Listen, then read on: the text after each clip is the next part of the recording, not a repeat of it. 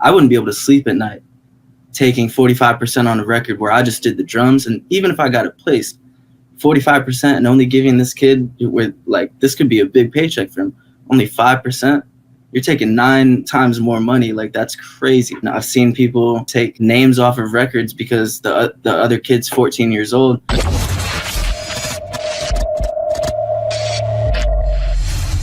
Let's be honest, you're not gonna find these videos anywhere else. Why? Because I make them. So it would really help me out if you subscribe. If you've already subscribed, what also really helps is if you like the video and leave a comment. It's hard in the era of clickbait videos on YouTube and negativity in the producer community, and I appreciate your support. Thank you so much.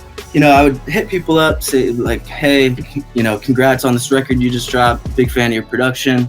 I'm working on some packs for Roddy right now.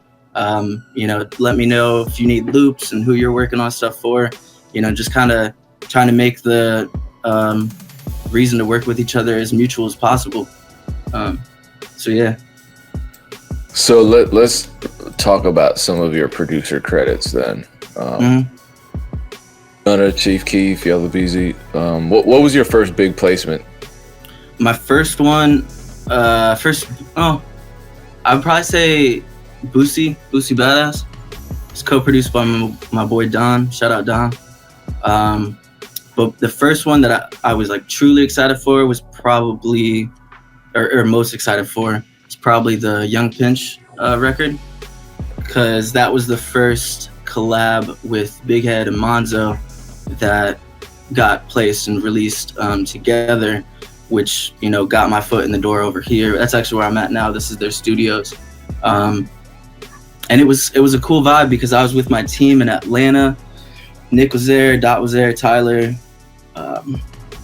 I'm for sure missing people. Dev?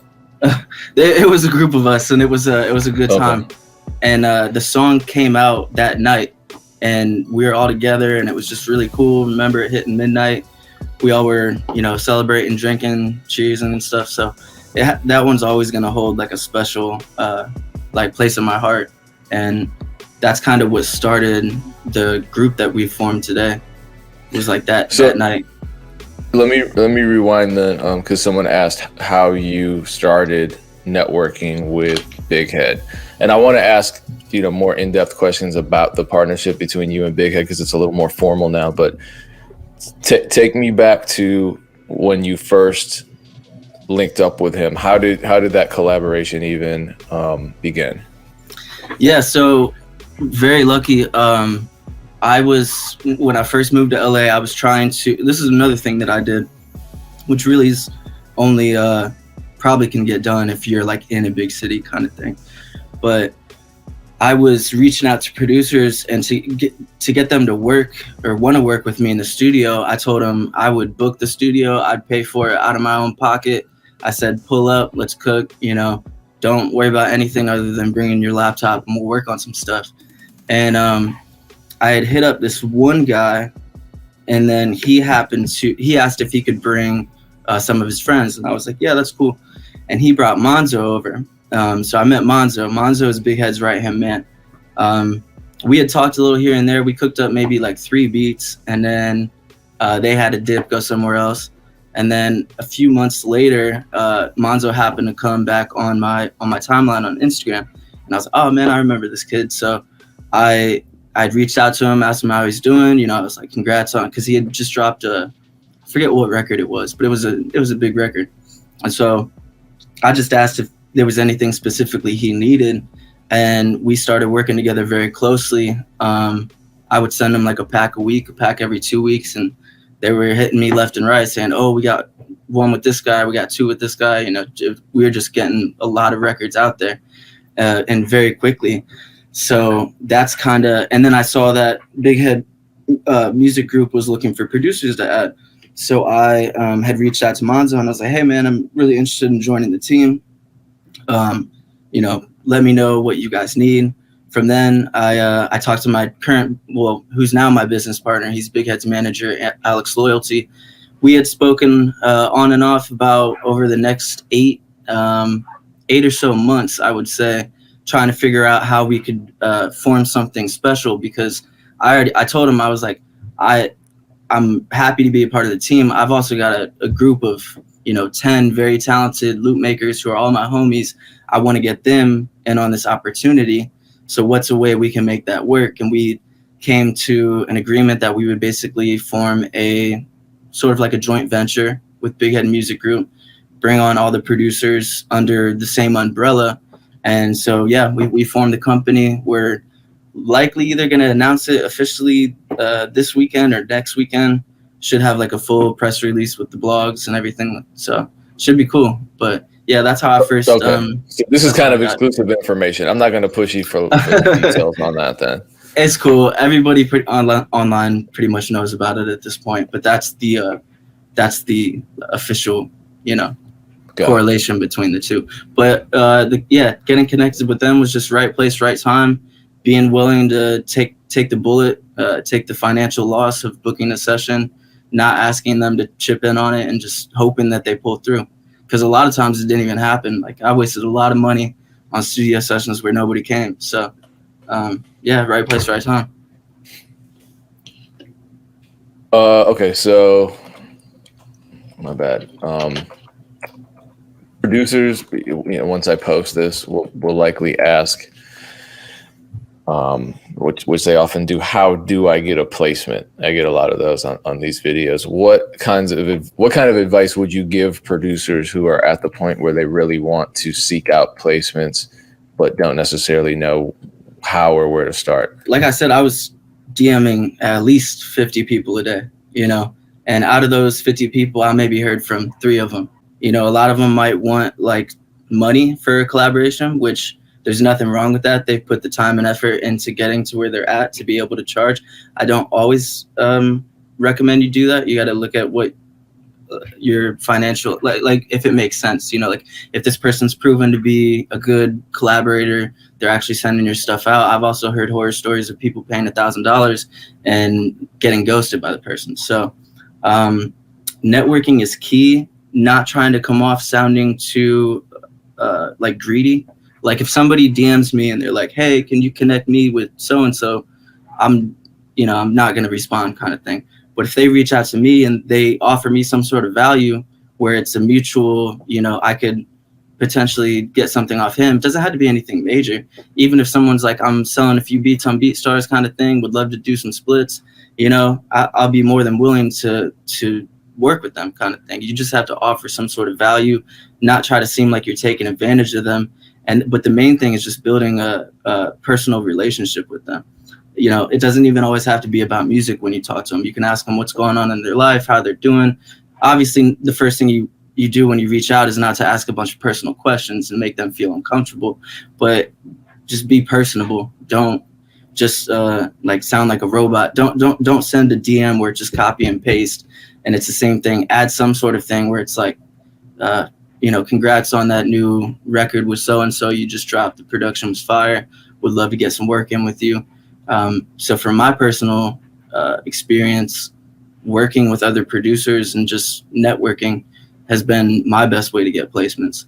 And then I feel like networking is kind of an art in and of it, a talent and an art in and of itself, to the point where, I've always said, please don't reach out to people asking for favors. At very least have conversations with them, and then that backfires on me because I'll get a DM from someone saying, hey, how are you? And I'll go, I'm doing good, how are you? Cool. Hey, I was wondering, can you connect me with so and so? Can you help me with this? Can you get me this? And it's just like, that's not what I said.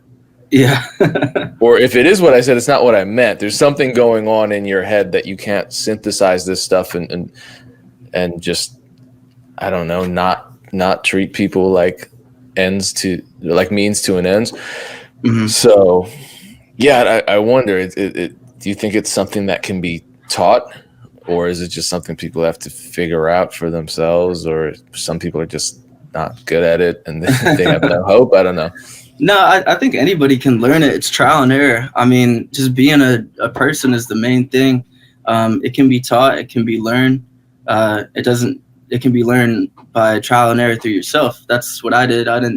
Wasn't necessarily going on YouTube and reading books on how to talk to people. I was just, I was trying to be myself when I started reaching out. And, when I first started, I was barely hearing back from anybody. The more I kind of looked at how I was talking to these people, I realized how I can, you know, do it better, I guess to say. So yeah, trial and error, just kind of seeing what works and being personable. But yeah, it can be taught, it can be learned, but the main thing is just trial and error and seeing what works for you. Because I mean, everybody's gonna get different results. So we talked about your transition out of making beats and really kind of connecting people, and how would you describe that? What you do now? Would you consider it management, project management, A&R? How would you describe that? Yeah, so I do a lot of A&Ring for the people on my team. I'll even do it to people outside of the team here and there, people that have supported me. You know, if I get an opportunity, I'll tell them I need stuff for this person.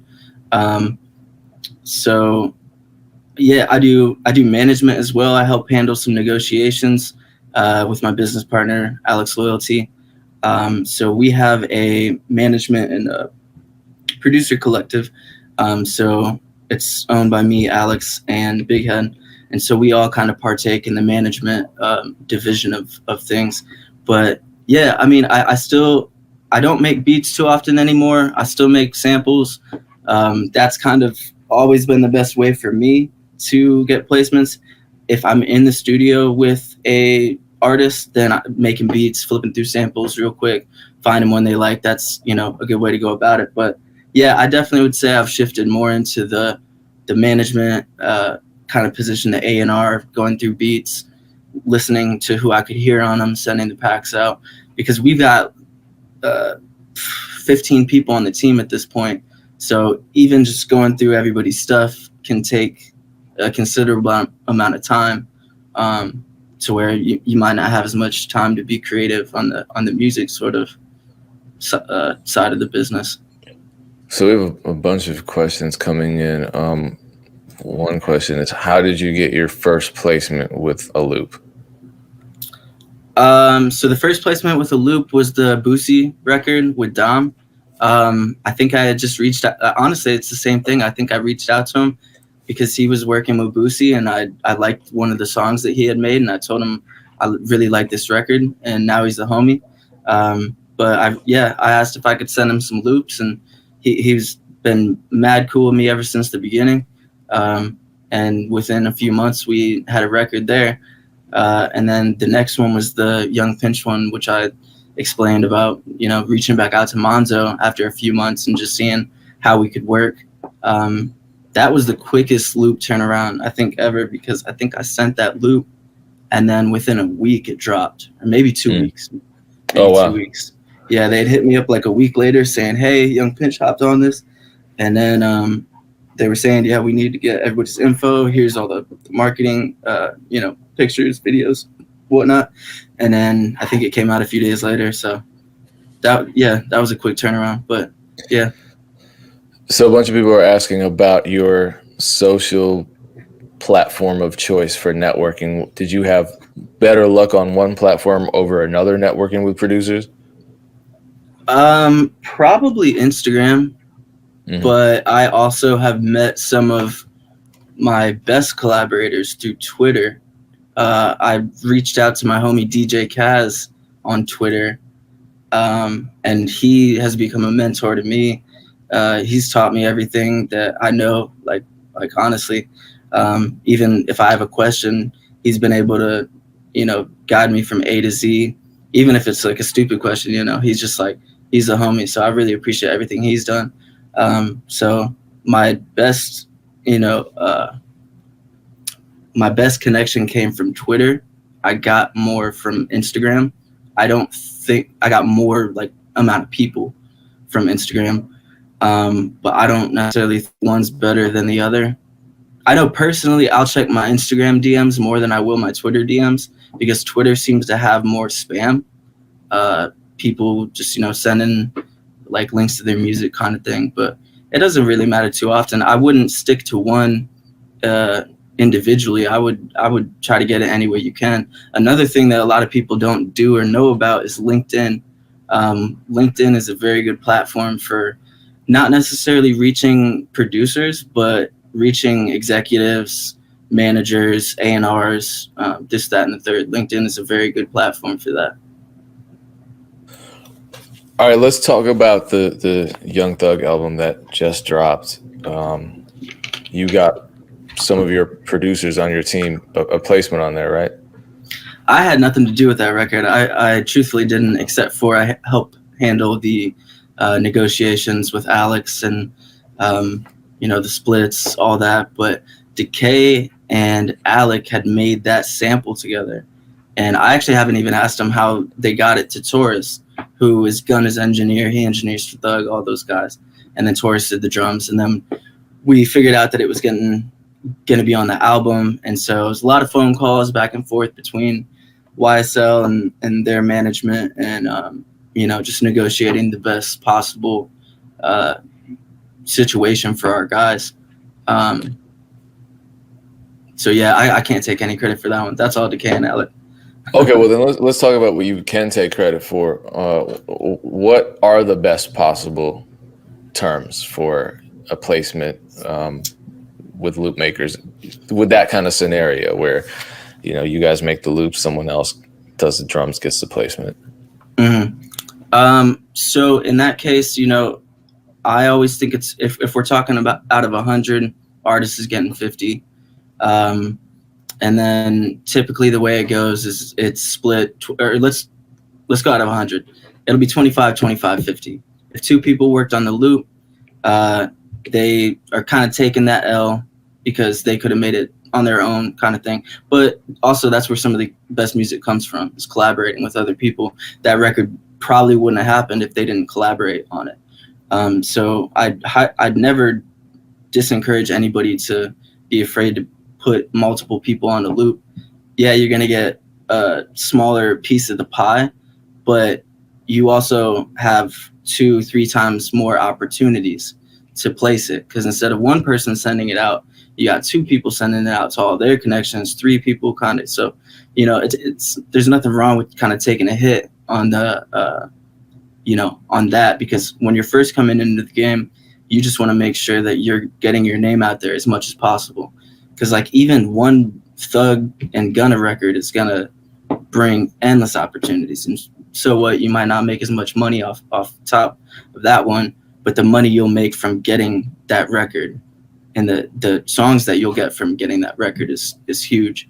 But yeah, I mean, we argued for more. Obviously, we still wanted to give the drum maker, because he placed it, a higher percentage.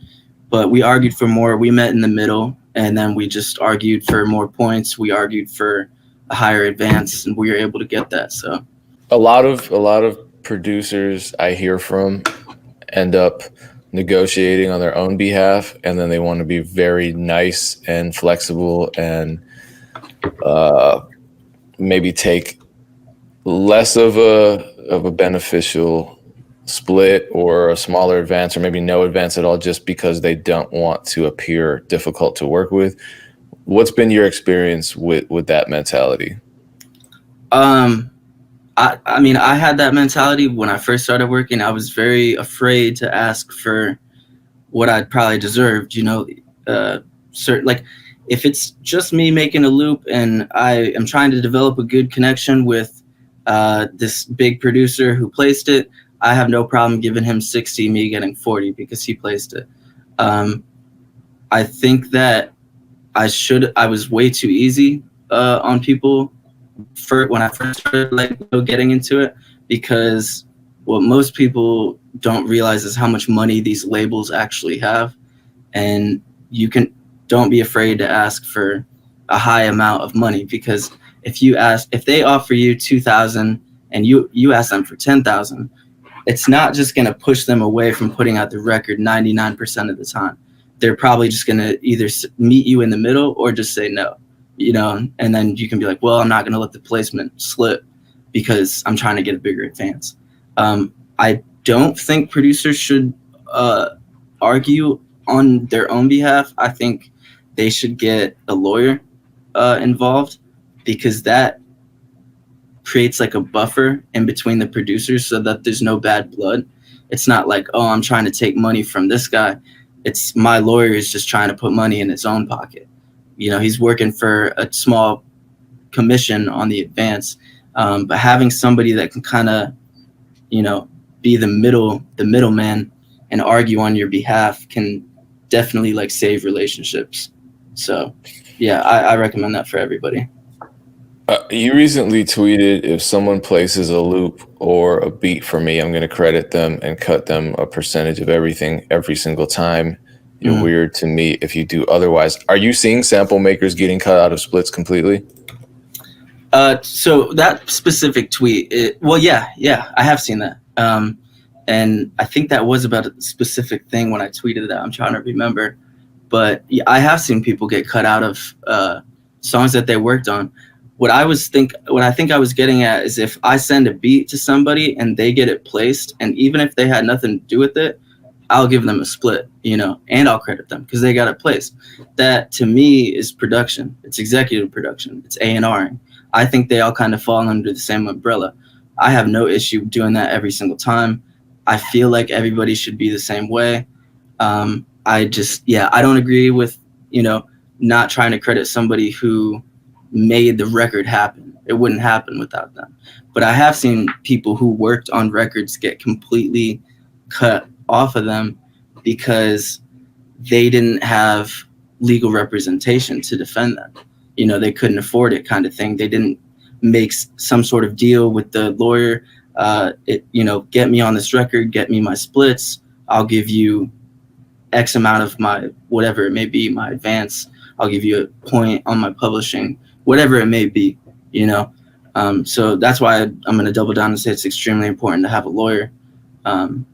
Just get a lawyer. That's I want to say. And lawyers are really hard to get a hold of. They're very busy, but just, try again, because there's definitely people out there looking for work.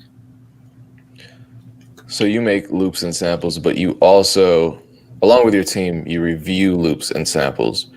Mm-hmm. What is some advice you can give producers who want to get into making samples? I mean, what criticisms do you constantly see yourself giving to producers who submit their loops? Probably the main thing I would say is that when I hear a lot of samples, I feel like they don't listen to what's popular in music.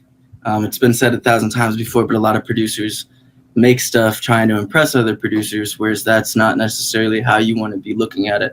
There's got to be room for the vocalists. They need to be able to hear themselves flowing on it. Drake's a perfect example. I mean, he's released very few songs with more than like 3 instruments, and they're not doing anything crazy. So that's probably the main thing. The other thing is just listening to current music and knowing what sounds are popular at that time, what sounds you think are going to be up and coming. Like if you see a new wave of artists, like right now, for example, the rage stuff is very in. Being able to find those type of things early and start practicing on them early is going to put you in an advantage over people who are coming in late and haven't had time to practice that type of music. So just being able to listen to current music, and even if you're just replicating if you're recreating a sample, like from a Drake song, that way you can look at it and break it down. Be like, okay, well, so this instrument's just doing chords. This one just has a simple top line, and then there's a pad in the background that's doing the first chord and the third chord, but it's skipping the second and the fourth. Just simple things like that. Being able to break down what's actually going on in today's popular music is very important, and not doing too much. As practice, don't send those out for placement, right? Yeah, absolutely. Okay. do not. It's for practice. It's for studying. Do not rip off. That's gonna get you sued every time. Yeah, because people have done some weird stuff. I mean, I get loops sent to me all the time, and a lot of the times, either the person won't send their terms, or when I ask for them, they either won't reply, or they'll reply by saying, "Well, I'm not talking terms until we get a placement, and then those are people that I don't work Yeah. Yeah. with. So For you sure. you agree you wouldn't work with them either?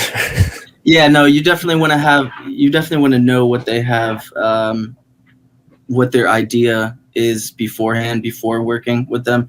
I mean, if it's something you like and you're like, oh, I could hear this person on it, so you want to make a beat to it, you can ask them for their terms. I think you should every single time, because I've also seen where, a record will get placed with a smaller artist. Fortunately, it hasn't happened to me yet, but a record will get placed with a smaller artist, and then the sample maker comes around and he's like, oh, well, I need $10,000 for that sample, or I'm not clearing it. And that does happen. It's rare, but it does happen. And I've seen records not come out because of that. So making sure you get that out of the way as early as possible when it makes sense to, it's extremely important. Yep, that's exactly why the hell I do not work with people who hang that over my head until we get a placement. It's like, I'm the one getting the placement. How are you going to hold that over my head? It doesn't work that way. So I personally think that if you're sending out loops and samples, which I do, humility and flexibility are going to really help. I'm never going to, if you get a placement for me, I'm not going to make this interview about myself, in my opinion. But if you get a placement for me with my loop or sample, I'm flexible. I'm like Jake. You can have the majority. I'm not going to fight you for that. And I'm definitely not going to treat it as a sample clearance thing where I'm jeopardizing the placement or putting more money against the recoupment of your royalties. I think that's really unprofessional and disrespectful. Yeah, absolutely. Speaking of disrespect, you recently tweeted, once I get enough leverage, I'm going to expose these people doing bad business. And I know a lot of people were like, expose them now. I'm not going to ask you to do that. It's not that kind of interview. But in general terms, without saying names, what kinds of bad business are you seeing that people, that producers, and anyone in the music business, but specifically producers, should look out for? Yeah, so it happens way more often than it should. And it's not always just producers. A lot of it's managers and lawyers who sometimes act as managers. And like, for example, and I don't even know if these managers or if these producers know that their managers and lawyers are doing this. They could be doing it behind the scene and trying to be like, just get more money for themselves. I remember talking to several managers of producers who were just like, by the way, if anything lands with my producer, you're only going to get 5% of the publishing. We're going to get 45 to him. And I'm just like, that's crazy to me. Like, I can't imagine. I wouldn't be able to sleep at night taking 45% on a record where I just did the drums. And even if I got it placed, 45% and only giving this kid with, like, this could be a big paycheck for him, only 5%, you're taking 9 times more money. Like, that's crazy, And I've seen people, like I mentioned on earlier, take names off of records because the other kid's 14 years old and he doesn't have enough money to hire a lawyer, So eventually that is a goal of mine, to expose these people who are doing bad business, because I don't want them to keep getting away with it. I'm not going to blackball myself this early. Like, I'm not a huge producer or anything like that. But I think people need to know what goes on behind the scenes and who to not work with, who to not associate with, who to not, try to work with, try to send stuff to. I think there's a lot of bad shit going on right now, and probably always has been. So, hopefully it's something that, I think with as big as the internet is nowadays, I think cancel culture to me is way over the top. I think cancel culture happens way too often. It's exaggerated, but it needs to be something that's out there for people to see and then look at and be like, oh, do I want to get 5% on a record where I'm going to make a few bucks where this guy's making thousands, kind of thing? Like, that just doesn't sit right with me. I guess my question then is, in terms of cancel culture, have you seen anybody, a manager or another producer, someone who's done bad business, actually get canceled? I feel like it's hard. I've used my platform to discuss situations in which I was treated really unfairly, and I always come with proof. It's never just me saying, yeah, watch out for this person because I said so. It's like, here's exactly what happened. And I won't bring up names, but I used to do it a lot more than I do now, and it just didn't seem like it worked very well because those people were selling really appealing lies to people, whereas I'm telling the truth, which is way less attractive. And so I don't feel like anyone was actually canceled by my efforts or the efforts of other people who were also calling them out for bad business. Yeah, I mean, I guess what I would say to that is, even if you can only save a few people from working with these people, that's something to be proud of at the end of the day. I can't think of any specific situation off the top of my head. I'm sure there's been times where people have been fully canceled and everybody's like, blackball, don't work with them kind of thing. Actually, I have seen it a couple times. I'm not going to say names though, but I have seen way more often people like lose almost all their business. Like they were popping at one point, something came out about them doing something crazy. I'm never going to be a person to post screenshots or anything like that, but I've seen that be very effective. But even just saying what kind of experience you may have had with this person, and if it comes to it, show the proof. I've seen people lose a lot of business and a lot of steam that they had going on for themselves just because they were too greedy, and once you're at the very top of music, you're not necessarily going to get canceled. I don't think it's necessarily possible unless what you did was just, extraordinarily bad. But yeah, because I've been really, really done wrong by somebody who's right now, probably on the Billboard charts 10 times right now. And I can't tell anything to anybody that they don't get. But then I think I saw one producer effectively disappear from the internet, but it wasn't bad business that he was doing. He was just saying really horrible things, and it finally reached the critical mass where people finally saw who he was to distance themselves from him. And I think people do feel like they can say whatever they want without consequence. Because I think a lot of people can. Yeah. And also just being able to hide behind a screen gives a lot of people feel like they can do that kind of stuff. But I think as long as you're able to save even just one person, but the more people you can save from getting scammed by somebody, I think that's worth it. As long as you're not putting yourself in a position where you could potentially be blackballed. That's why I said hopefully one day I'm big enough to where I can talk about, X, Y, and Z people who did things wrong. All right, Busy. Sorry. I don't want to get specific, but all right, Busy. Shout out to Busy Work.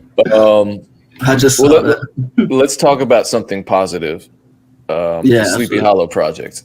So Sleepy Hollow is super dope, and he's definitely gaining a lot of momentum.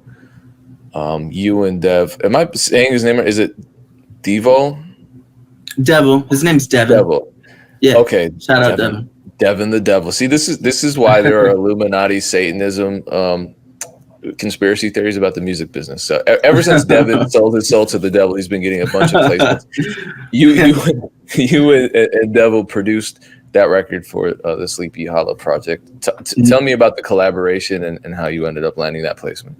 So my producer Nick Nash made the sample. He's Shout out also to Nick Nash. Yeah, he's right there. He's in the room next door. Okay, tell him I said what's up. You want to come say what's up? It's a whole party here. Yeah. They'll come say what's up. You can come say what's up. It's delayed. I don't know. What's good? What's good? This is Nick. I can't hear. He has headphones on, but oh shit! Here you go. Hello. Hey Nick, shout out to you. Appreciate that. Yes, sir. And congrats on the Sleepy Hollow project. Thank you for man. All right, Shay, get these back to you. Yeah, that's it's your interview. I don't want to intrude. It's all good. But yeah, what's funny about that one is we were actually working on packs for Lil Mosey, and I think I went to take a nap, and so I missed out on working on it. so Nick had made it. He sent it to Devin, who Major Loops. Yeah. So Devin is the head of Major Loops. Yeah. Yeah, he's the head of Major Loops. Shout out Devin. Shout out everybody on Major Loops.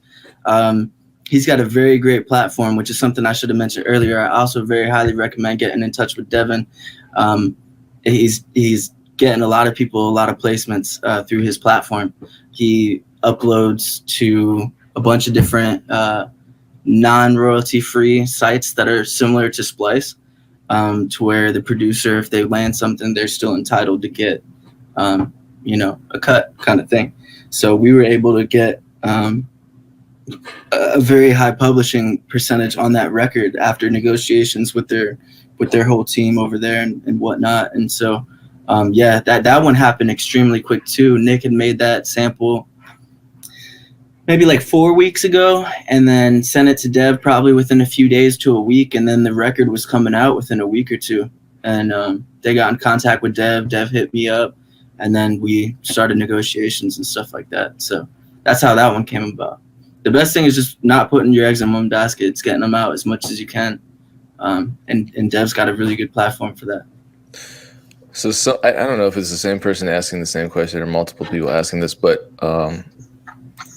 not this question. Hold on. How do you go about finding a manager as a producer? It really depends. If you feel like you're in a position where you need a manager, I think it's more important to have a lawyer.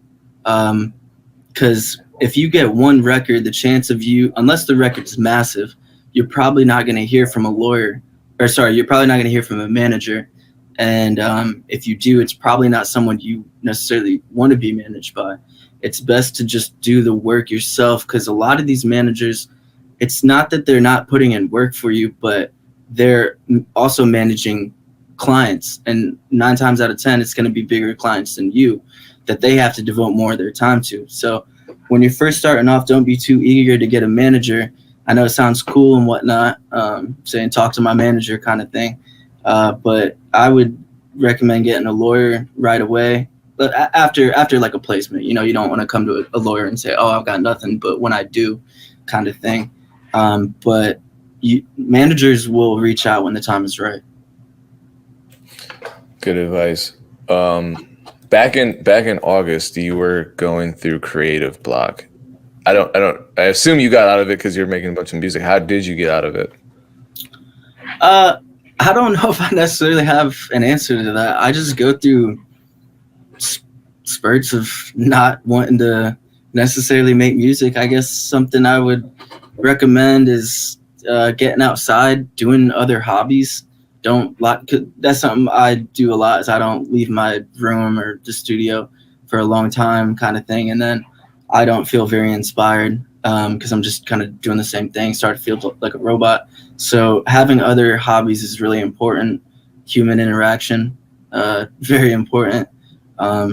Just living life and getting a reason to getting inspired through, what you're going through kind of thing. And also this is something I really did wrong when I first started making music and I would get a creative block. I would like beat myself up for it. I'd be like, man, I haven't made a beat or a loop in 3 weeks kind of thing. And that just makes it worse. You gotta be patient with yourself and give yourself time to get back into it when it feels right, I know Tyler Genius and Dakota think that they're really going crazy in the chat, but I'm going to tell you right now, there have been times when more than once when people have posted dicks in the chat. So this is actually pretty tame. And what's funny too is that I don't know if Bufo's in here. Yeah, Bufo's in here. He's being tame now because Josh and Tyler and Dakota are turning up so much. So I think Tyler's literally right here. I can see Tyler through the window. Yeah, I figured. Shout out to Tyler Genius. Shout out to all the geniuses in the chat. Appreciate the energy. So let's talk about Viral and how that came together and meeting Nick and everybody. What is it about these producers that you've brought into this collective that made you believe in them to the point where you're investing, time and energy and pretty much twisting your fates up with theirs? Well, honestly, they were like the first people I really met off like the internet. I was when I first moved to LA. I think it was like Nick, ADOT, Rick and Thad. maybe a couple others, might have been just them. They invited me through to their Airbnb. We kicked it, made some music. And then from then on, we just kind of started talking on and off. And they're just really good dudes, you know. And then we ended up planning a few trips. We would go to LA twice a year, Atlanta a few times a year, and we'd just all get a big Airbnb. We'd bring the whole squad. We'd invite new people. We invited Tyler. We invited Luke White. And then, you know, they're just good dudes, you know. It's way less about being even like and they're all phenomenal producers, but it's less about being a phenomenal producer if you can teach how to produce way easier than you can how to be a good person. So fortunately, True. I'm very, very blessed that everybody in our team is really solid, really good people. Even aside from the music, I can kick it with them and we could just be grilling hot dogs and sitting by the pool or go to the beach or something, you know, like we don't have to be working on music. And then for everybody else, you know, we had held submissions to submit loops and beats, and we found, you know, all of our guys from that and all of our like overseas guys and, you know, whatnot. And they were very talented, but fortunately they're all great people. I've known them for a while now. We've brought on a few new people, but everybody's been really solid, really just, you know, good people. And so it's something that I'm proud that we built. Because yeah, I'm really proud of everybody, and they're all really great people. This must be a good story because it's been asked more than once, and I think these are insiders that are asking this. What made you quit your job, or what was going on around the time that you quit your job to pursue music full time and actually relocate? So this is funny. So when I said I left for Atlanta, I actually didn't mean I moved to Atlanta. I had quit my job and literally drove to Atlanta that day. And the reason I did that was to go cook up at another Airbnb that I was invited to. I moved to LA a few months after that, or probably like 6 months, something like that. But yeah, I didn't move to Atlanta that day. I didn't mean to make it come across that way. What made me feel, honestly, man, I just couldn't take it anymore. I don't feel like I'm ever meant to work a 9 to 5, which is, there's nothing wrong with a 9 to 5. I've worked a 9 to 5 for 10 years kind of thing. Like, you know, a lot of part-time jobs, but I started working when I was 16, and it's just, it wasn't good for me. I was going through a lot mentally. So it was just, it wasn't working at the time. And I didn't have a bad job either. It was just that I just woke up one day and I was like, this is not what I want to do. But I would never tell anybody to quit their job prematurely, because there was times where I didn't know how I was going to pay rent, you know, and then I would get lucky and somebody wanted to buy an exclusive beat.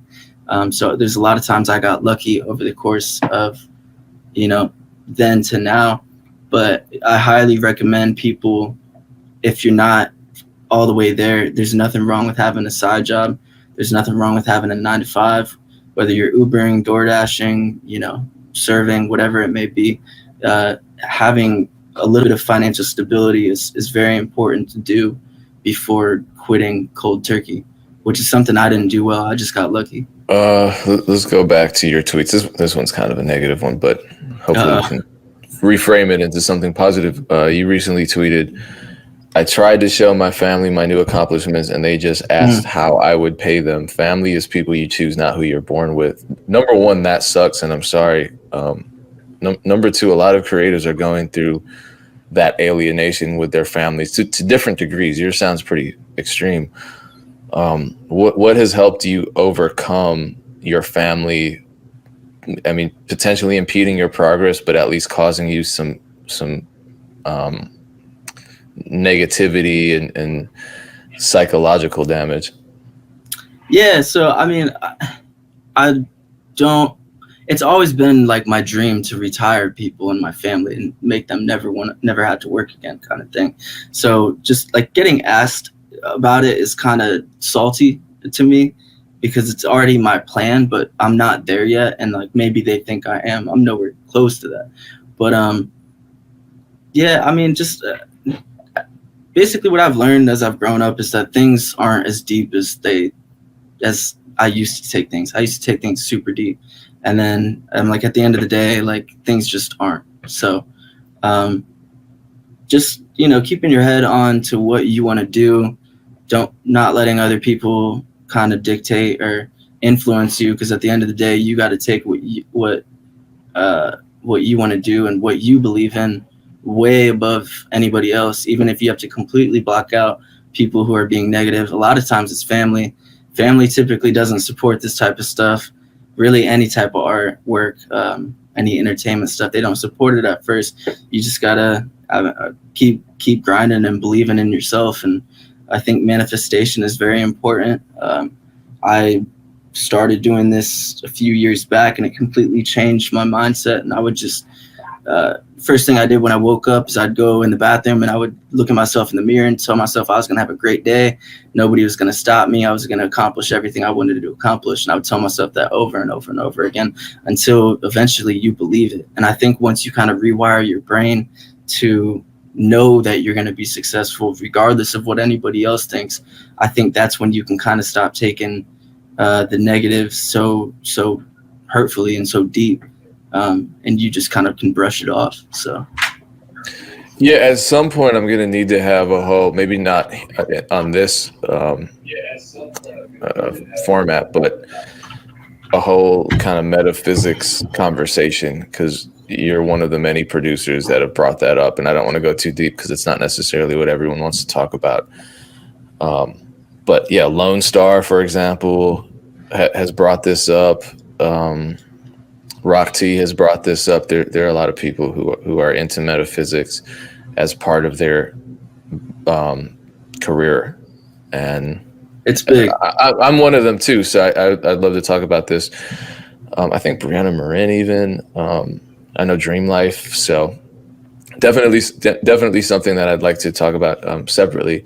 I know you said do you still have time? Can I ask one more question? Yeah, absolutely. That's cool. Okay. Cool. What was the question I was gonna ask you? Dang.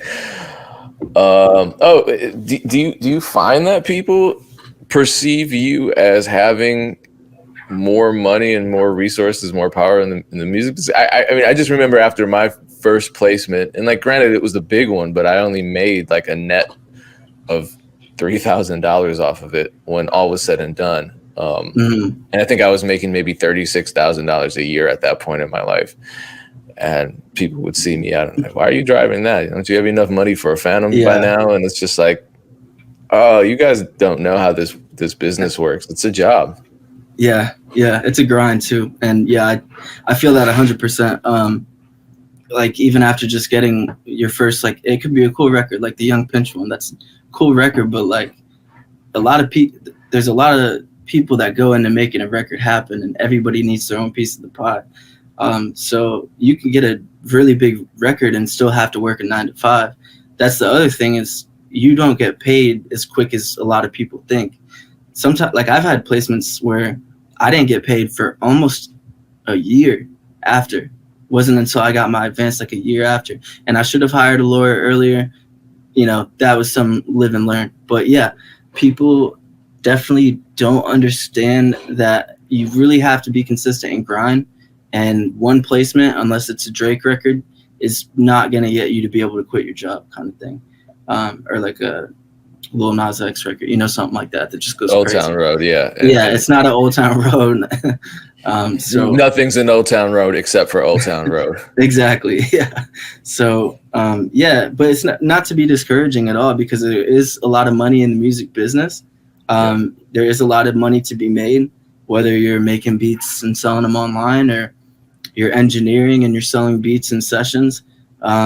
You know, and there's really cool jobs that you can get too, working for record labels, doing A&Ring and marketing and stuff like that, even if it's part-time and it's just to get your foot in the door somewhere where it could end up helping your production career. But yeah, people definitely kind of jump the gun and think you're mad successful off of you know, your first 1 or 2 placements, but in all reality, that's just, it's not the case. But it's not to discourage anybody.